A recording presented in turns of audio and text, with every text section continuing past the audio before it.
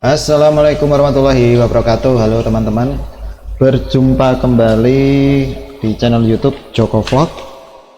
Jangan lupa teman-teman like dan subscribe channel YouTube saya ya. Nah, di video kali ini saya mau membuat konten tentang cloning harddisk.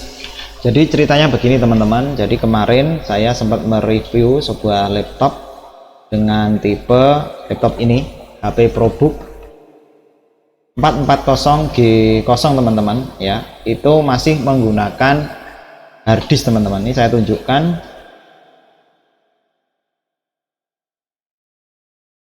bahwa laptop ini masih menggunakan harddisk, belum SSD ya. Di bagian disk ST9500, mereknya jelas ini bermerek apa? Seagate. Kemudian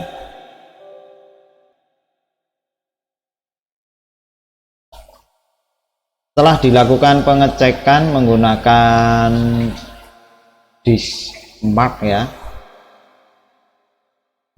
ini speednya kalau nggak salah hanya dapat sekitar 78 MB per second.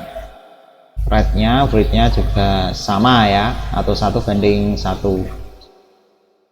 Nah, kapasitas harddisknya ini sebesar ini ya, 465 GB atau sekitar 500 GB ya. Nah, di sini saya akan mengganti menggunakan SSD ini teman-teman, SSD Samsung dengan kapasitas 250 GB ya teman-teman, 870 dengan tipe 870 Evo 280 GB. Mereknya bisa teman-teman lihat, ini Samsung. Nah, untuk SSD, karena ini saya gunakan untuk sebuah data, maka SSD nya saya buat yang bagus. Kemudian saya perlu sebuah converter teman-teman, yaitu SATA to USB teman-teman, seperti ini. Teman-teman bisa beli di internet. Saya beli yang model ada adaptornya, sehingga bisa saya gunakan untuk harddisk yang 3,5 inci yang gede itu ya. Nah, untuk SSD seperti ini sebenarnya tinggal pasang seperti ini, nggak perlu power eksternal ya, karena powernya menggunakan USB saja sudah cukup teman-teman. Kita colok di sini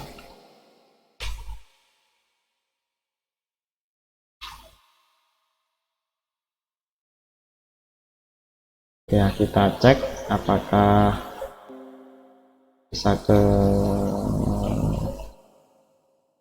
detect. Oke teman-teman, ini bisa ke detect teman-teman, ada 3 partisi ya. Ini kelihatan speednya. Nah, apa yang perlu disiapkan sebelum mempartisi atau mengcloning teman-teman? Jadi harddisk, sistem operasi harddisk HP ini mau saya transfer ke SSD supaya nanti lebih kenceng ya, tanpa harus menginstal ulang. Jadi yang pertama, pastikan SSD-nya ini data tidak digunakan. Ini sudah tidak saya gunakan teman-teman. Kemudian hati-hati dalam melakukan partisi, karena kalau salah pilih, data teman-teman itu bisa hilang abadi atau hilang selamanya. Nah, perangkat lunak apa yang harus kita gunakan? Teman-teman bisa membuka internet ya, silahkan teman-teman membuka internet ya, pastikan sudah terhubung ke internet. Teman-teman bisa menginstal aplikasi untuk cloning ya, namanya Macrium Reflex 7 ya. Nah, aplikasi Macrium Reflex ini itu ada yang berbayar dan ada yang gratis, dan pastikan teman-teman menyiapkan alamat email ya. Silakan ketik Macrium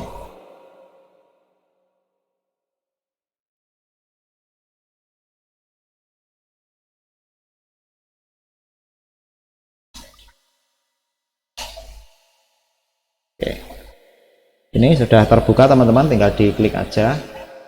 Tampilan layarnya agak aneh ya, mungkin agak pecah ya teman-teman. Nah mungkin ini capture cardnya nggak, kurang bagus teman-teman. Nah di sini teman-teman tinggal memilih, ada Macrium, aplikasi Macrium software ya, cari yang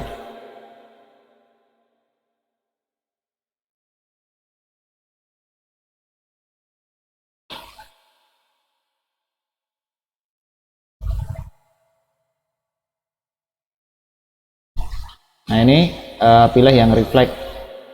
Per video ini saya buat sudah muncul aplikasi Macrium Reflect 8 versi 8 ya, lisensi for a commercial setting, basic backup and cloning compatibility. Jadi untuk cloning bisa, teman-teman tinggal download ini aja. Oke, cari yang free ya teman-teman, nah klik ini aja.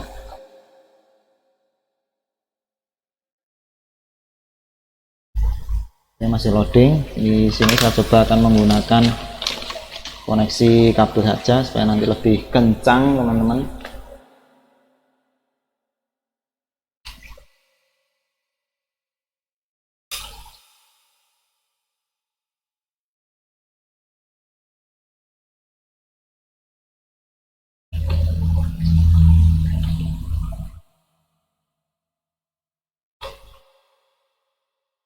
Memang internet saya nggak terlalu kenceng ya, kita akan ulangi lagi.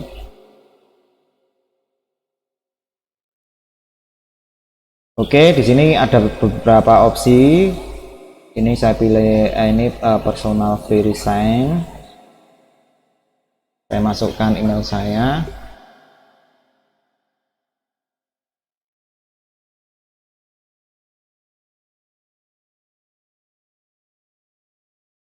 Jadi hanya butuh email yang masih aktif, nanti akan dikirimkan serial nomor dan teman-teman bisa menggunakan full gratisnya. Klik continue, pilih no. Nah nanti kan banyak email yang masuk, please check your email untuk mengikuti instruksi. Oke, saya buka Gmail. Kemudian saya sudah login menggunakan email saya teman-teman.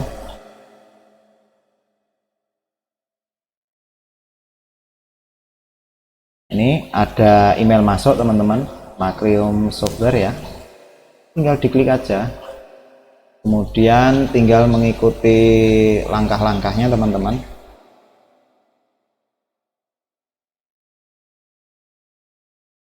Oke, ini saya perbesar.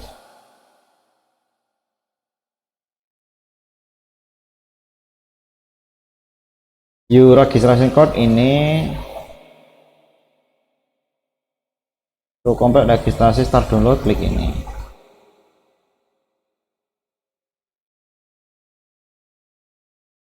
Oke, thank you. Nah ini ada filenya, kita tunggu.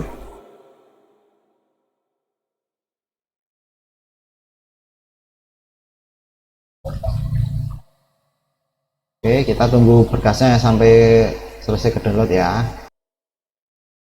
Oke teman-teman, ini sudah selesai.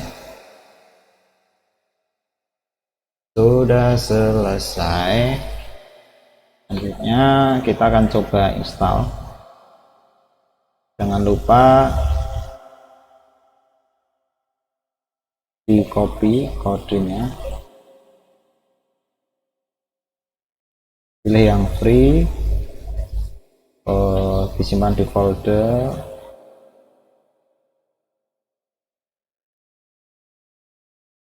pilih yang 64 bit ya, jadi pilih yang installer only aja, kemudian klik download. Ukuran berkasnya sekitar 174,7 MB teman-teman, jadi cukup besar. Ini mau saya tinggal ngopi-ngopi dulu. Oke, sudah saya download ya filenya. ukurannya 178 ya, dibulatkan saja 179 MB ukurannya, cukup besar. Saya install, klik 2 kali, kemudian saya pilih yes, kemudian di sini saya pilih United States untuk bahasanya, kemudian saya pilih next. Proses instalasi berjalan. Tampilannya seperti ini teman-teman, mungkin ini saya akan geser, pilih next, pilih setuju ya, next, pilih personal, jadi tidak saya gunakan untuk komersial ya.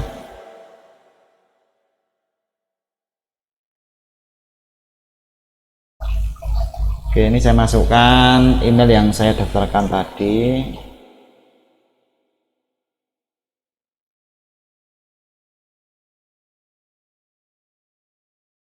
Ini harus sesuai teman-teman. Kemudian saya buka kodenya yang saya dapat dari email tadi, saya paste,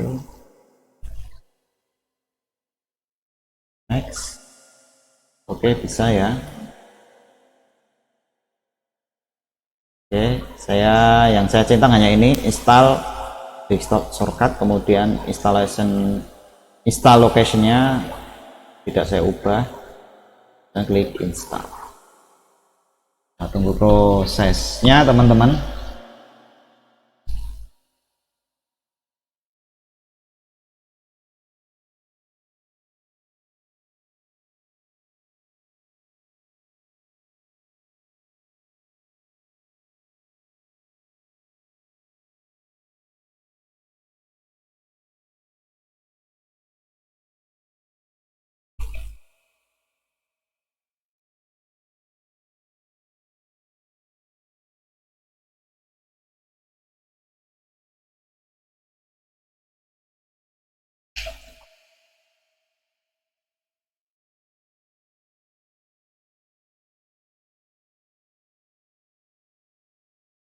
Oke, ini sudah selesai, langsung klik ini, saya centang ya, launch now, atau saya jalankan, klik finish, di aplikasi langsung berjalan. Kita lihat tampilannya seperti apa teman-teman. Nah, ini harddisk sudah saya pasang ya di sini. Nah, di sini teman-teman harus hati-hati.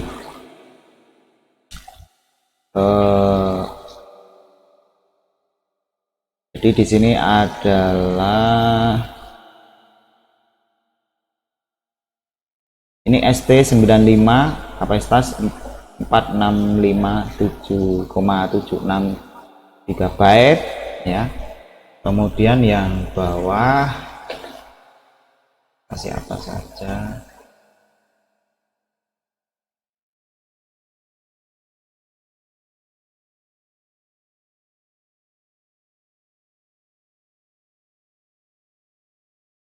Yang bawah ini adalah harddisk yang 250 ya. Jadi yang ini mau saya cloning di sini. Ini saya cloning di sini dan seterusnya. Saya cek dulu sistem reverse.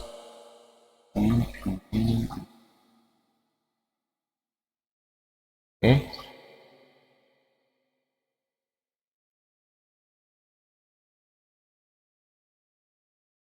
Jadi di sini saya bisa memilih beberapa opsi ya teman-teman. Nah, yang pertama saya pilih linknya, apakah ini kedua-duanya bisa saya pilih. Ini sama ini. Kemudian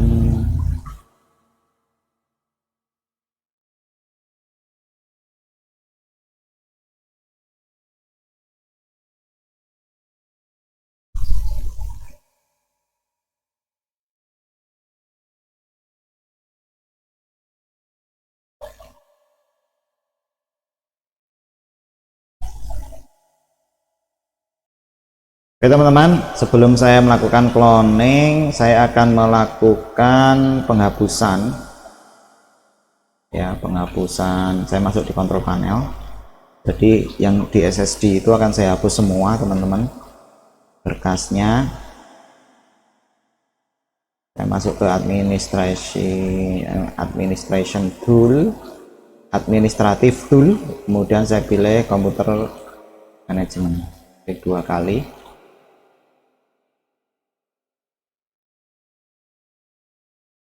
Oke, kemudian saya pilih disk management.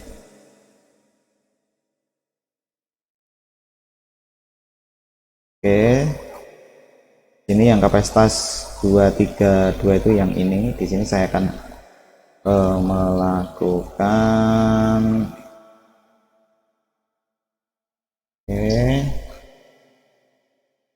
oke, kita akan delete volume, saya delete. Jadi hati-hati, ini kalau di delete berarti datanya akan hilang semua ya teman-teman. Yes, dan ini juga saya delete. Yes, propagation, yes, iya.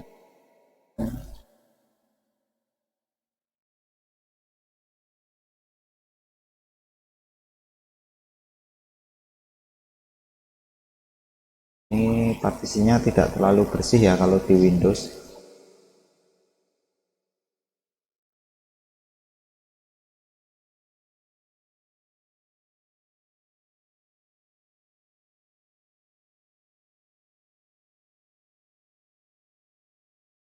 Oke, kita tutup. Kemudian kita coba buka aplikasi tadi ya.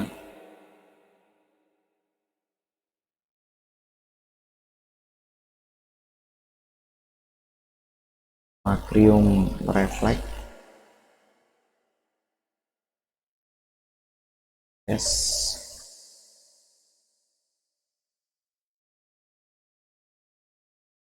Oke.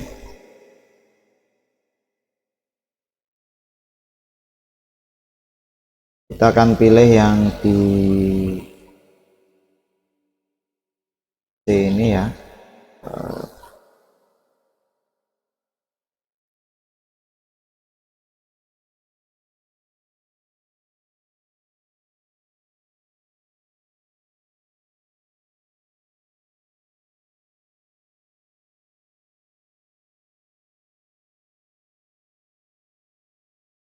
Kita akan cloning 2 ini.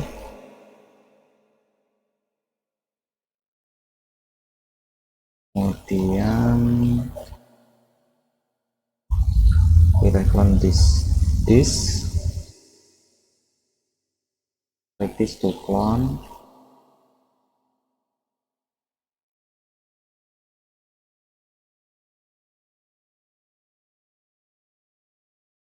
Oke, ini saya centang semua.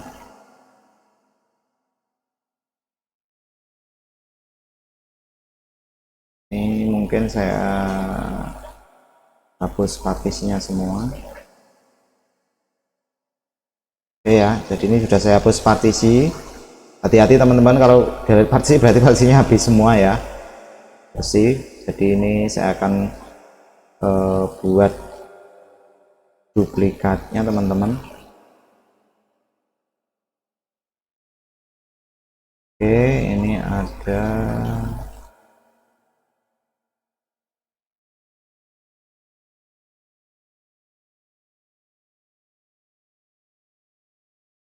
kemudian saya pilih next.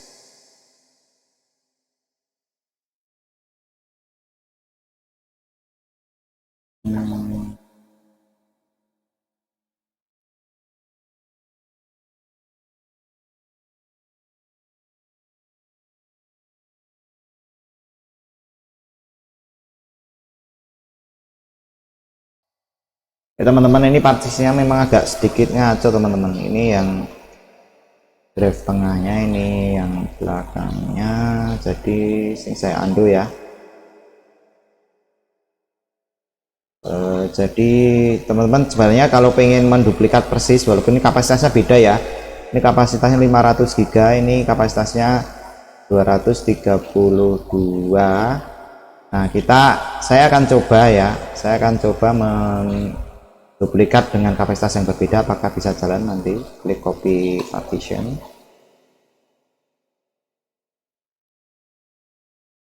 kemudian pilih apa bedanya, apa extract partition, offset, and line in or extend to target disk. Coba ini. Oke, saya undo.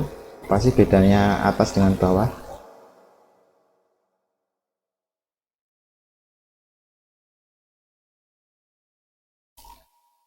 Oke, ini sama persis, tinggal klik next dan pilih next. Jadi mau saya eksekusi sekarang, kemudian finish ya, finish, turn backup now.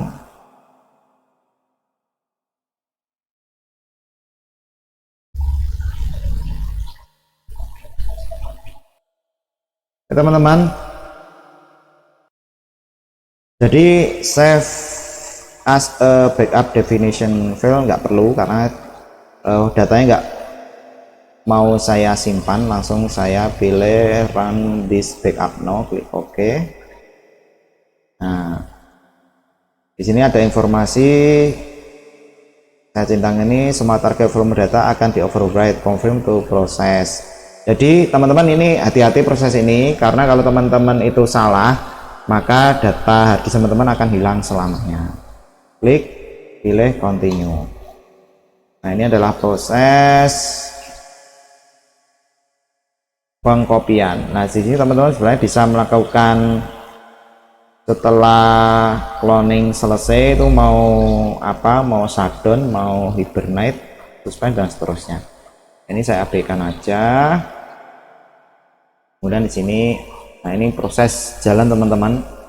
Ini mungkin butuh waktu cukup lama, tergantung dari kecepatan harddisk yang dimiliki. Semakin kencang harddisknya, maka semakin cepat prosesnya. Oke, nah di sini saya akan men-setting beberapa opsi ya, supaya nanti komputer laptop ini tidak shutdown, yaitu di bagian power sleep. Karena ini saya menggunakan baterai charger, maka power sleepnya ketika ini never, kemudian when it never vision, saya matikan. Kemudian turn off hard disk, ini saya off kan. Kemudian oke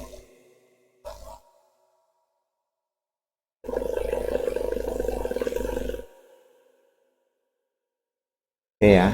Nah, ini mungkin turn off monitor ini saya matikan setelah berapa ya, 20 menit. Yang mati hanya monitornya, tapi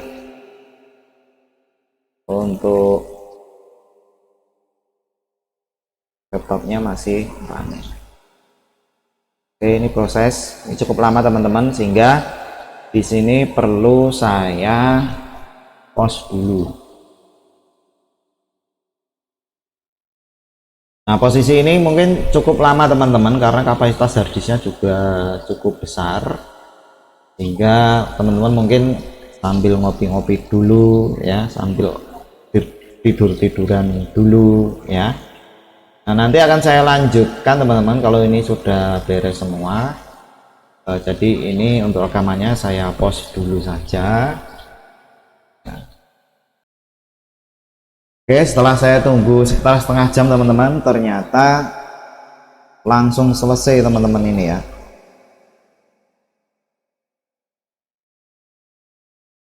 Ini udah beres,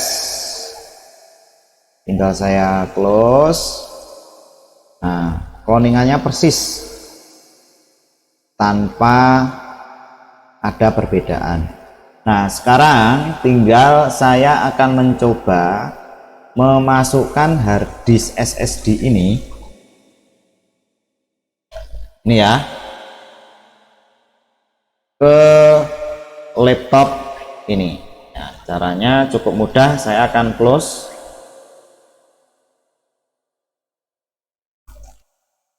Saya close lagi. Kemudian saya akan shutdown laptopnya, teman-teman. Ya, shutdown. Oke, sekarang saya akan pindah posisinya.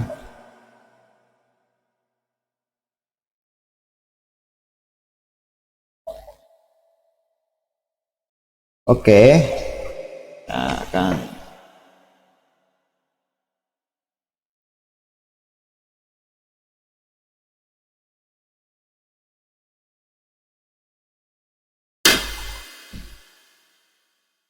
lepas. Nah, teman-teman, laptop HP ProBook ini bisa dikatakan paling mudah untuk di-upgrade ya, teman-teman. Super duper mudah sekali ngupgrade-nya. Jadi untuk mengupgrade harddisk atau RAM, teman-teman tinggal membuka baterainya ini aja, dibuka seperti itu. Jadi cukup digeser ini. Nah, kemudian untuk membuka casingnya ini kita tanpa atau tidak perlu untuk membuka menggunakan obeng. Nah, cukup di ini kiri dan kanan ini digeser, ditekan agak kuat. Nah, ini akan lepas sendiri. Nah, ini teman-teman. Nah, selanjutnya kita tinggal membongkar harddisknya ini, teman-teman. Jadi kita akan lepas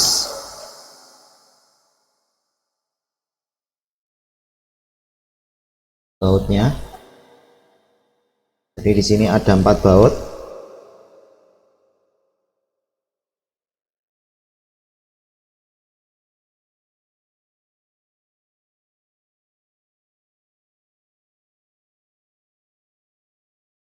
Oke, ini sepertinya hanya ada 2 baut, teman-teman.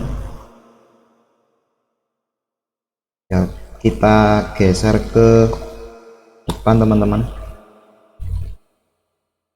Nah, depan sini sudah terlepas. Nah, sekarang kita tinggal mencoba dulu, teman-teman, apakah bisa booting. Nah, kita tanpa perlu memasang ini dulu, kita tes dulu. Oke, kemudian kita coba menyalakan.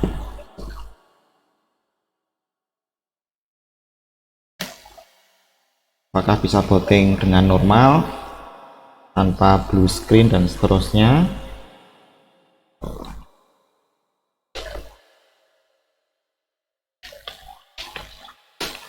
Oke ya, kita akan coba menyalakan. Bismillah.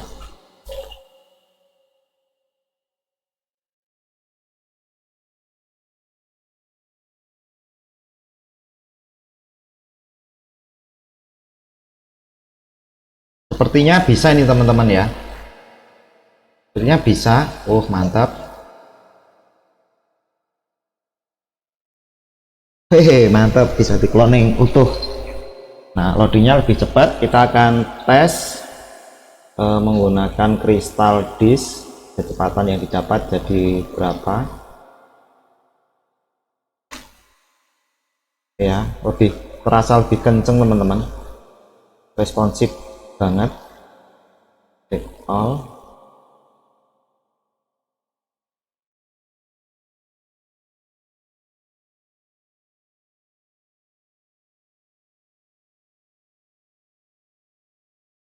Oke, wow, 553 readnya.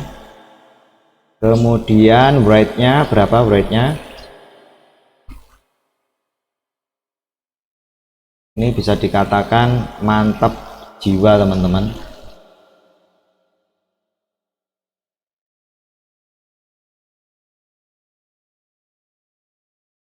Nah, nanti harddisk ini mau saya gunakan jadi tambahan storage ya di laptop saya ini. Jadi mungkin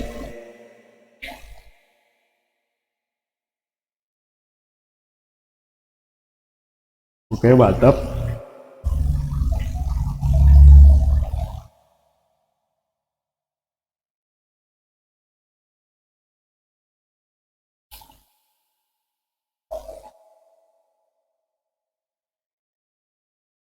Jadi kalau pakai SSD itu akan jauh lebih kenceng teman-teman ya. Proses read and write nya. Nah, ini read nya 561. Kalau Samsung memang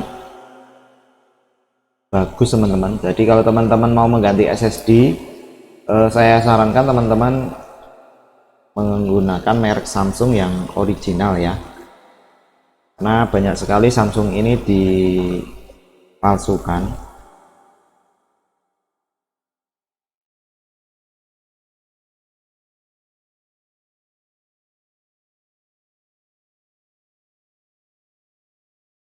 Oke, sekarang proses pembacaan write-nya apakah semantap read-nya atau malah lebih rendah.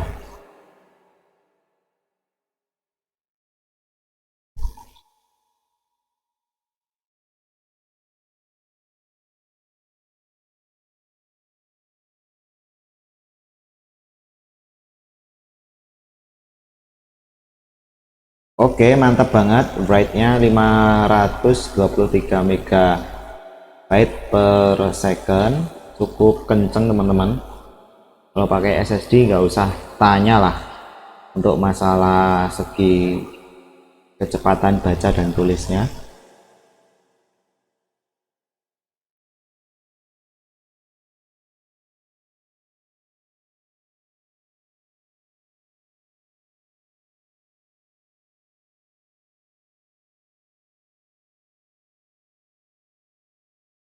Oke, rate-nya 392. Untuk yang bawah ini nggak jelas apa ini. Jadi yang atas ini adalah sekuensial berurutan antrian 8, rate-nya 1. Bawah ini sekuensial antriannya 1, rate-nya 1. Random 4 kilobyte, antriannya 32, rate-nya 1. Random 4 kilobyte, antriannya 1, rate-nya 1. Jadi ini sekuensial ini mensimulasikan file ukuran besar ya, yang utuh ditransfer. Kemudian untuk yang random 4 kilobyte ini mensimulasikan file ukuran kecil-kecil kemudian di copy di SSD ini wajar teman-teman. Untuk yang file ukuran kecil-kecil itu memang akan mengurangi kecepatan dari SSD.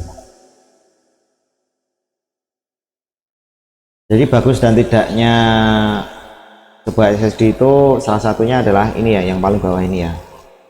Ini sekuensialnya itu semakin tinggi semakin bagus karena mengcopy file kecil-kecil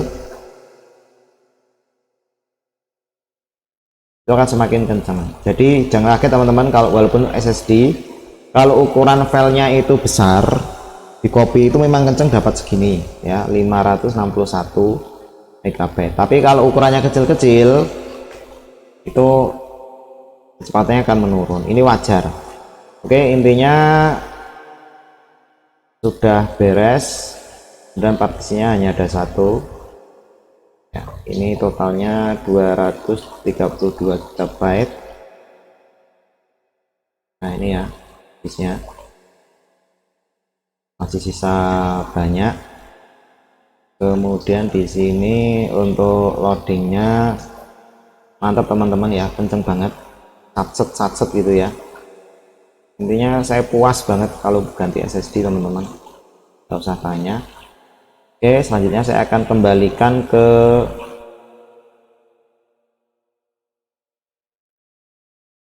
semula, jadi akan saya pasang lagi.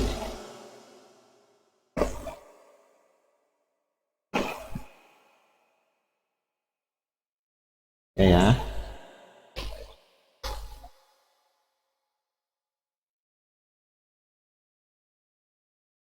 Oke, kita akan rakit kembali teman-teman.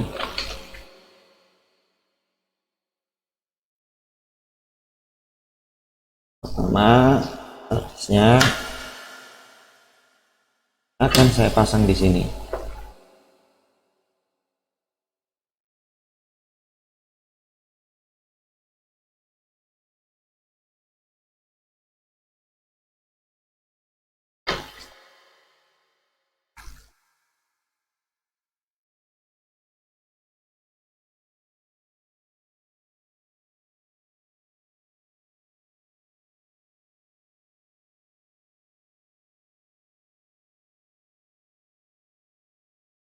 Ada 4 baut teman-teman ya,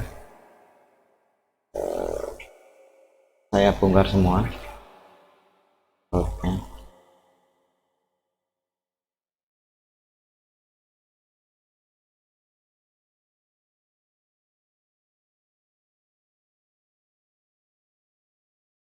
Oke, cara melepasnya cukup mudah. Nah, seperti ini, kemudian tempelkan SSD nya teman-teman, kemudian tinggal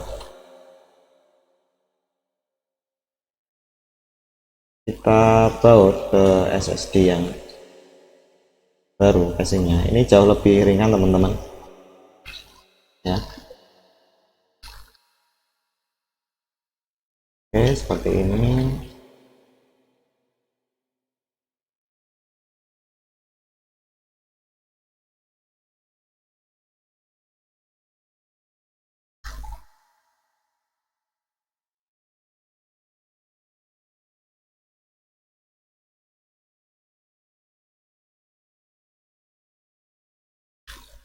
Baut kita pasang biar sempurna teman-teman.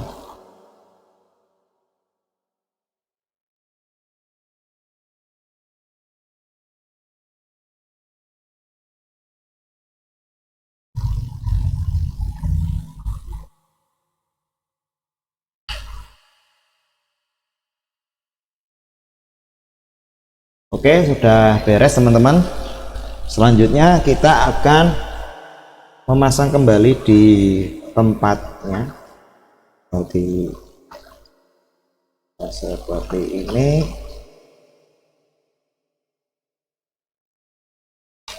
Oke, kemudian oke, kita skrup teman-teman seperti aslinya, menyilang. Jadi sepertinya ini bautnya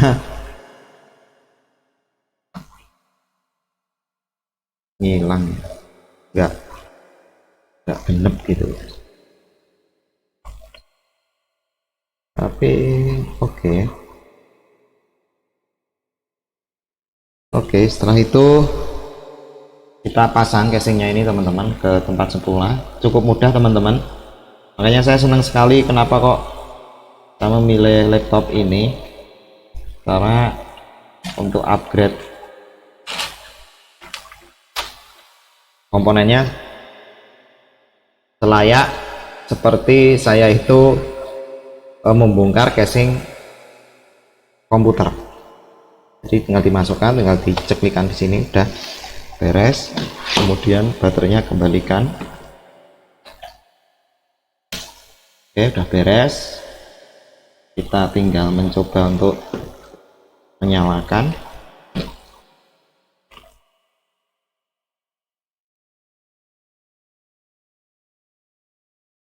Oke, kita perkecil dulu.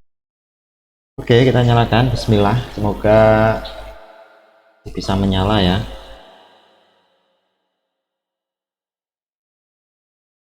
Oke, ini loading ke Windows lebih kenceng, lebih responsif. Ini harddisknya mereknya Seagate ya teman-teman. Oke, ini mereknya Seagate, ini saya simpan nanti.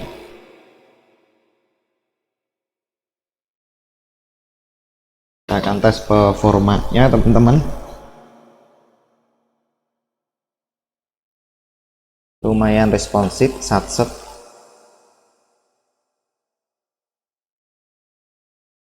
Oke, saya kembalikan. Wah, mantap banget ini teman-teman.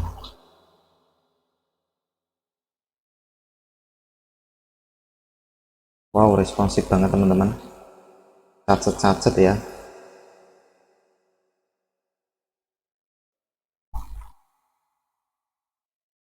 Oke teman-teman, setelah saya reboot normal kembali ya. Nah, nggak ada masalah. Ini saya coba hapus file-file yang nggak kepake.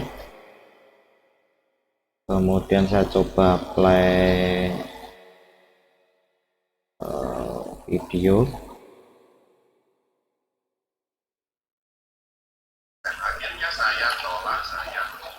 Nah, ini bisa jalan ya, ada masalah teman-teman. Jadi kemungkinan tadi mungkin baru mendeteksi hardware-nya gitu ya.